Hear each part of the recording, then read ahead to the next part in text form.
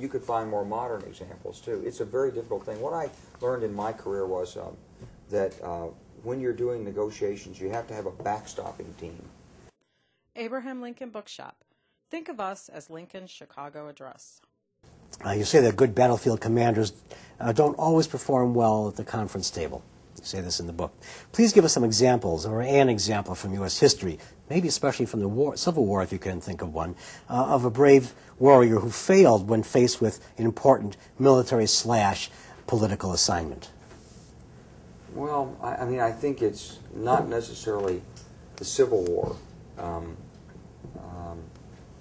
I mean, if you look at the record of Union leadership, for example, in the occupied states of the South, you see a lot of problems in that area, but none jump out at me. Maybe you could look at Fremont in Missouri and say, there's a guy who, I mean, he was consumed by jealousy, he undercut commanders from the rear, but it wasn't necessary. It was poor political leadership of Missouri, which led to a lot of ambivalence on the part of Missourians. People went both ways in the war. He got a lot of criticism for that. Yes. But you could find more modern examples, too. It's a very difficult thing. What I learned in my career was that when you're doing negotiations, you have to have a backstopping team.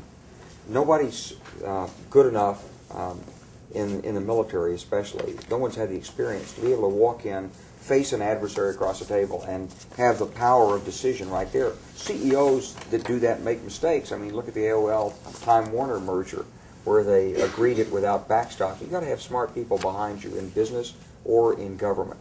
And so the way we did it is we set up a backstopping team. When Mike Jackson was negotiating the truce with Milosevic, he was reporting to me on an hourly basis, and I had my own political advisor down there working with him. And he didn't have free rein to negotiate that treaty that ended the fighting in Kosovo.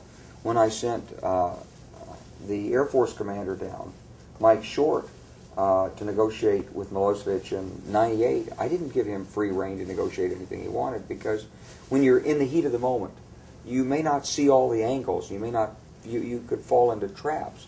When you look at cases where commanders have done that, and at the end of the Gulf War, there was a commander who sat down and negotiated and left Saddam Hussein with the authority to use his helicopters. And it sounded perfectly reasonable at the time, but the helicopters were used to suppress the Shia uprising, resulted in tens of thousands of needless deaths that were basically underwritten by American permission. Caused a lot of ill will toward America at the time in the region, not to mention the deaths, and it was a mistake that might have been avoided with the right backstopping. So it's nothing against the military, it's just the process. You know, it's important to have someone behind you, especially with modern communications, who's not in the room and dealing with the personalities and the pressures and the appearances, but thinking about the issues.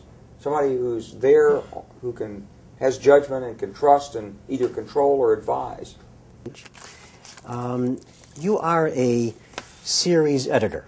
Right. The Great General Series, which we showed before, General Jackson, and you are the editor and write the forewords.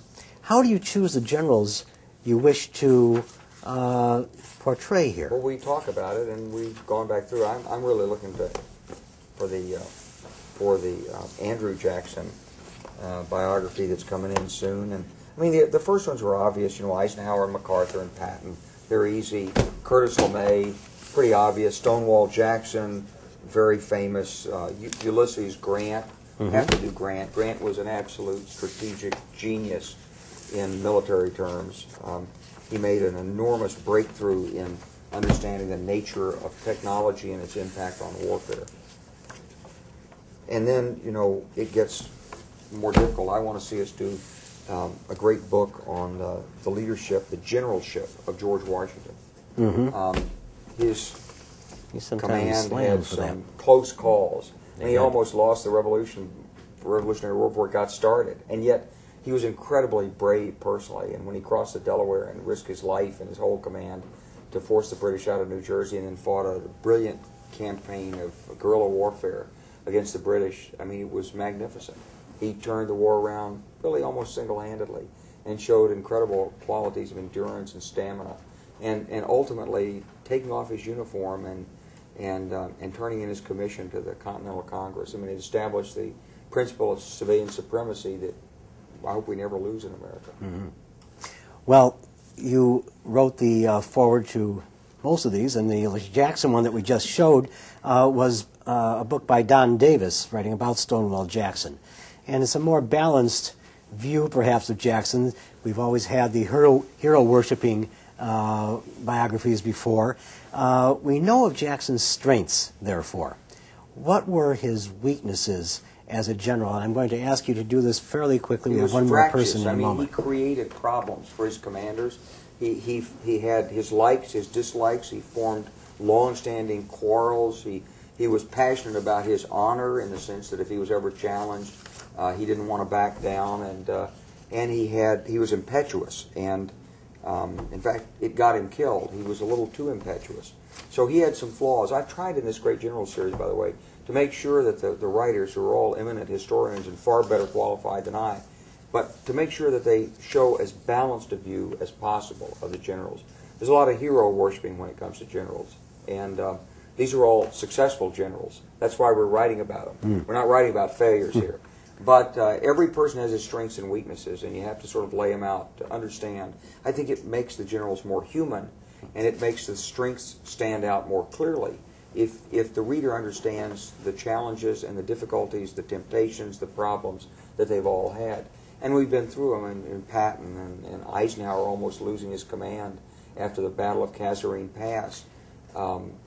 Bradley got relieved, according to the Army lore, and we wrote one on Bradley. Bradley got relieved after the Battle of the Bulge, or in the middle of the Battle of the Bulge, when Eisenhower lost confidence in Bradley, took all his force away, gave him to Montgomery, and then Patton ran up on his own and relieved. But Bradley had essentially only one unit under him in command. He wasn't doing anything. And people don't understand that, but you have to understand it to appreciate Bradley's enormous strength of character to come back from that and still stand on his own 2 feet and reclaim his reputation.